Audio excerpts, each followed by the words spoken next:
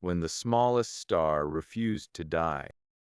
In the far reaches of the Perseus arm, where the spiral of the galaxy thinned into scattered embers of ancient suns, there was a region known among the elder civilizations as the Quiet Expanse. It was not silent in truth. Stars still burned, comets still wandered, and radiation still whispered through the dark.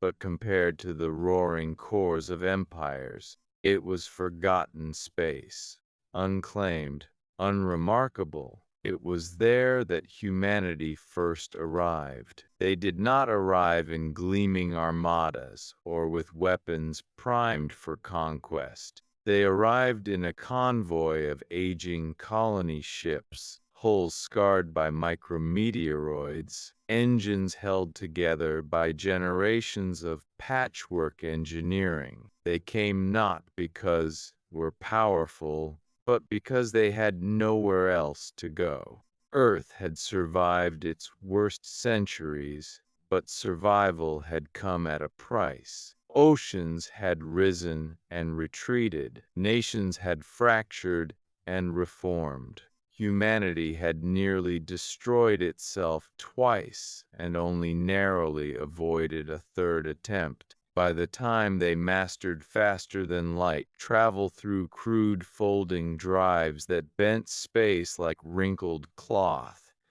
they were a species tired of their own mistakes, so left. The first fold jump was blind and desperate. The second was measured. The third was a calculated exile into the quiet expanse. They thought they were alone. The first to notice them were the Virellians, a species of silicate-based intelligences who inhabited crystalline megastructures orbiting a dim blue giant. The Virellians did not breathe oxygen or drink water. They processed energy through latticed bodies that refracted starlight into thought. They had watched galaxies collide. They had seen empires rise and evaporate into dust. When their deep scan arrays detected the flicker of human fold drives, they assumed it was a malfunctioning relic from a forgotten war. It was not. The humans emerged in ragged formation, ships coughing radiation and venting excess heat like exhausted animals. They settled on a modest yellow star with 7 planets, only one of which held liquid water. It was smaller than Earth, colder, windier, and prone to violent magnetic storms. They named it Haven. The Virellians observed the landing through quantum telescopes and recorded a simple conclusion in their harmonic archives: carbon-based primitives, technologically unstable, probability of extinction within 3 local centuries, 87%.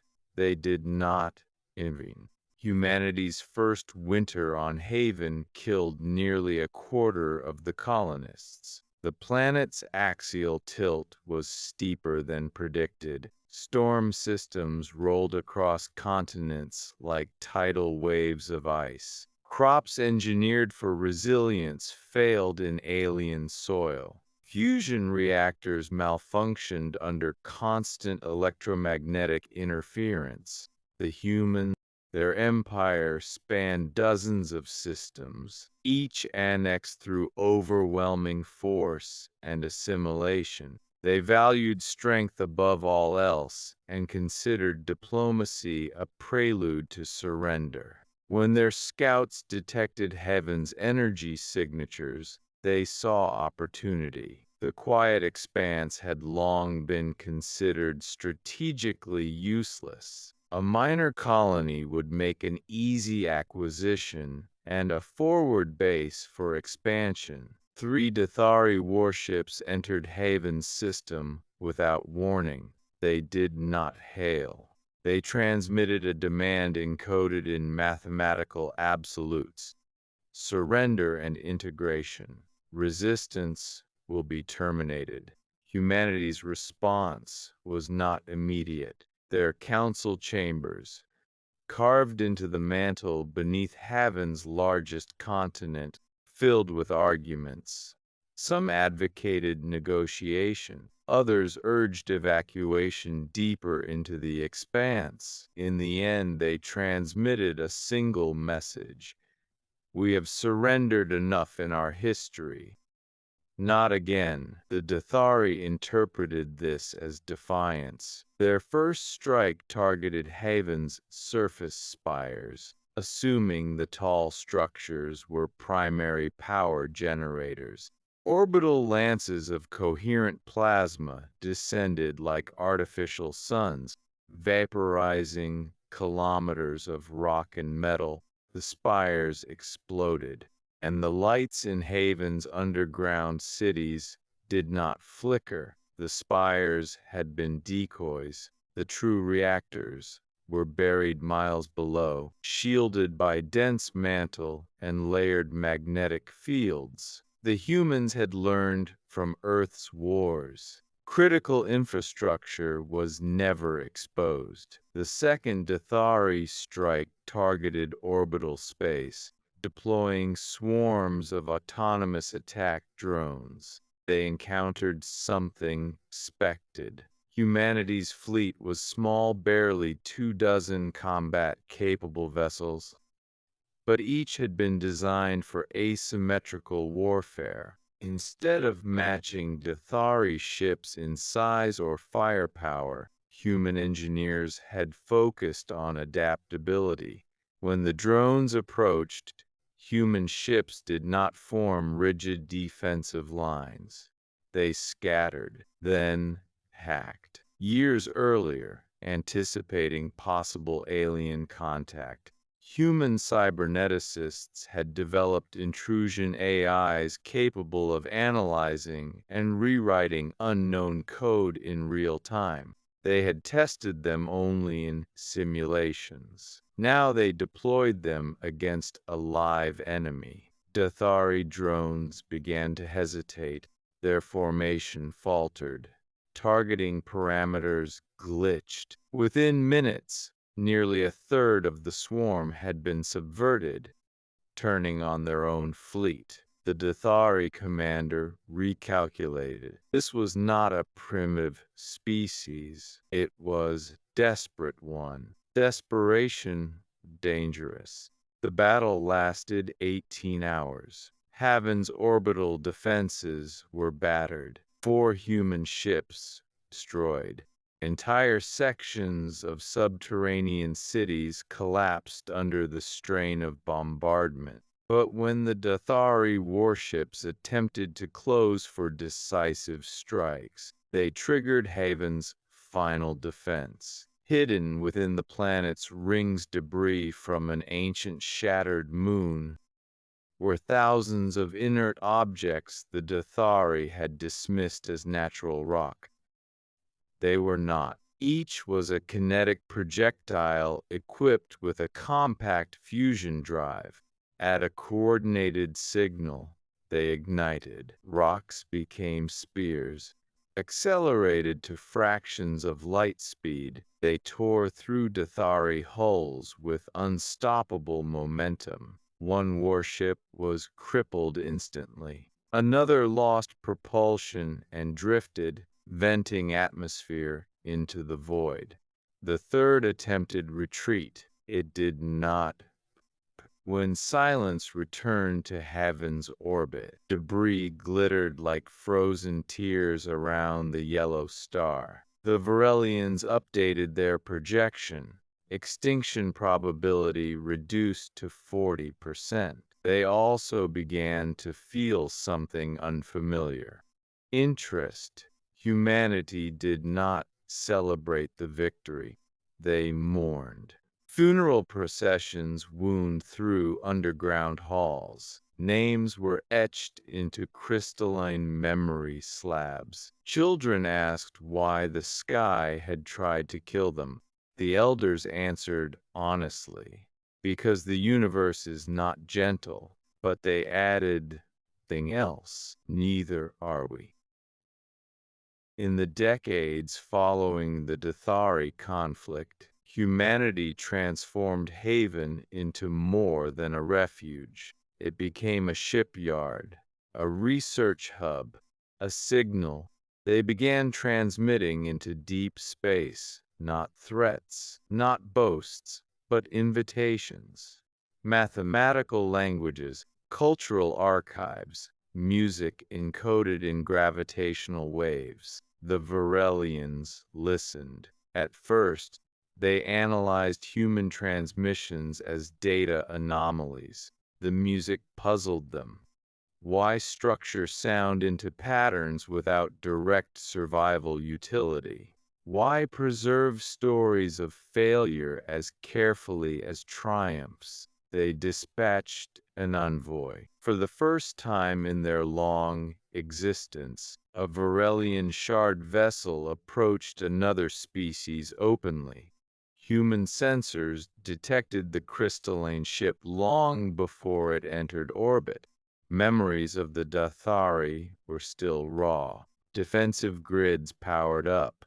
Targeting systems locked. The Virelian envoy transmitted a simple harmonic sequence. "We observe. We request dialogue." Humanity hesitated. Then they allowed the vessel to land. The meeting took place not in orbit or in secret bunkers, but in Haven's largest underground amphitheater.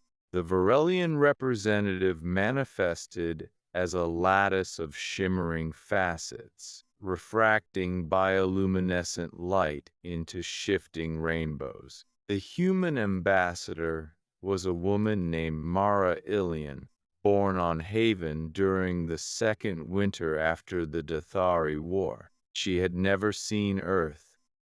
Her voice carried the weight of ancestors she knew only through stories. The Virelians spoke in resonant tones translated through adaptive algorithms. "Your species survives conditions statistically unfavorable. You resist superior force.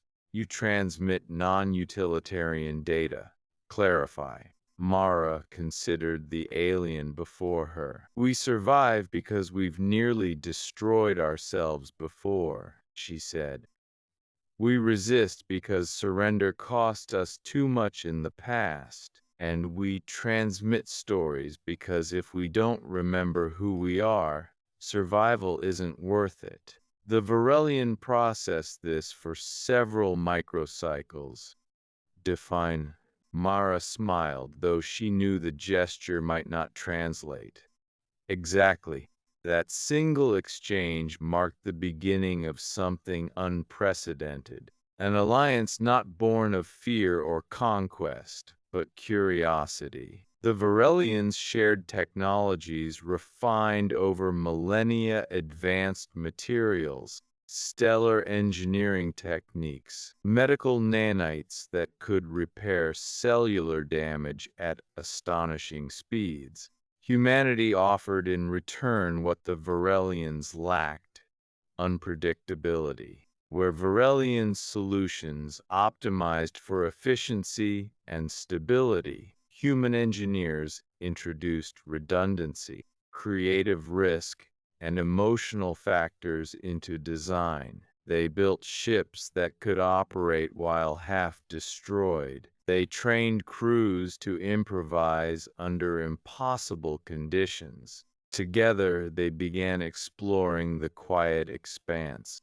It was not empty. They discovered remnant tendrils piercing the stellar corona, channeling energy into dark conduits leading outward. The Devourers were not random predators. They were systematic. They advanced from star to star with cold precision. Panic spread through the Quiet Expanse. Smaller civilizations considered flight. Larger ones prepared futile defenses. humanity convened its council once more. Evacuation was possible. Their fold drives could carry a fraction of their population deeper into uncharted space. But they had run once before, from Earth's mistakes, from dying ecosystems, from their own violence. They would not run again. Instead, they proposed something audacious. If the Devourers consumed stars for energy, then energy could weaponized. Using Virellian stellar engineering and human improvisational design, they began constructing devices around Haven's sun massive modulators capable of manipulating fusion output in controlled bursts. The plan was simple in concept and nearly suicidal in execution. Lure the Devourers to Haven, then turn the star itself into a trap.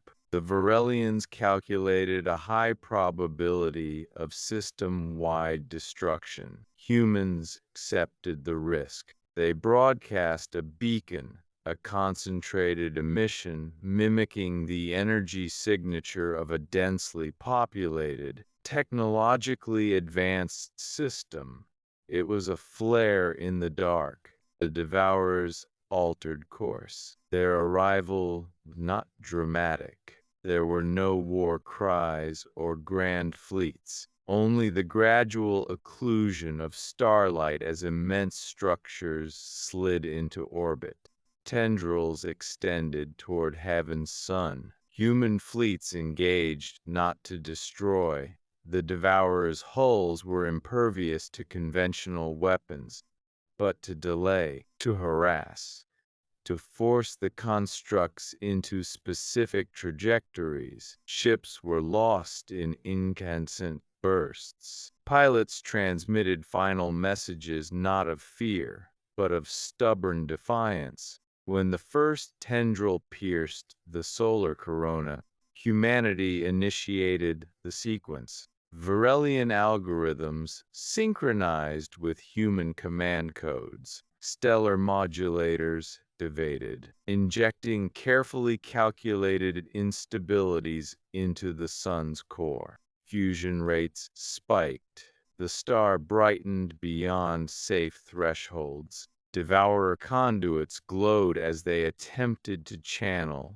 the sudden surge, then flared. Not into a supernova. Haven's star was too small, but into a controlled hyperflare, releasing centuries of energy output in minutes. Devourers' siphoning systems, designed for steady consumption, overloaded catastrophically.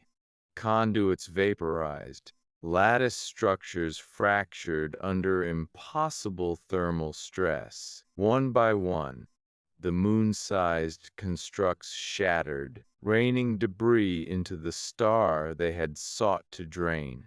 Heaven's sky burned white for hours. Underground cities shook, shields strained to their limits. When the light subsided, the Devourers were gone. Fragments drifted in silent testament to their failure. The cost was staggering. Half of Haven's orbital infrastructure had been obliterated. Thousands were dead. Entire habitats rendered uninhabitable. But the star still burned. The silence receded. Across the expanse, species that had prepared for extinction received confirmation. The Devourers could be stopped, and it was the smallest, youngest interstellar civilization among them that had proven it. In the aftermath, delegations arrived from worlds humanity had never known existed. Avian diplomats with iridescent plumage, amphibious scholars encased in mobile water suits, synthetic collectives transmitting through holographic proxies. They'd not come to conquer. They learn. Humanity did not claim leadership. They did not declare themselves saviors. They shared their data, their mistakes, their willingness to gamble everything on improbable solutions. The Virellians, ancient and crystalline, amended their archives once more. Humanity, they recorded, exhibits anomalous persistence. They convert trauma into innovation. They weaponize vulnerability. They define worth in defiance of entropy. Centuries passed. Haven grew into a nexus of interstellar cooperation, not an empire, but a network, a place where species met not to dominate, but to collaborate against a universe that offered no guarantees. Children on Haven, human and otherwise, studied the story of the Devourers not as myth, but as history. They learned that fear was natural, but surrender was optional.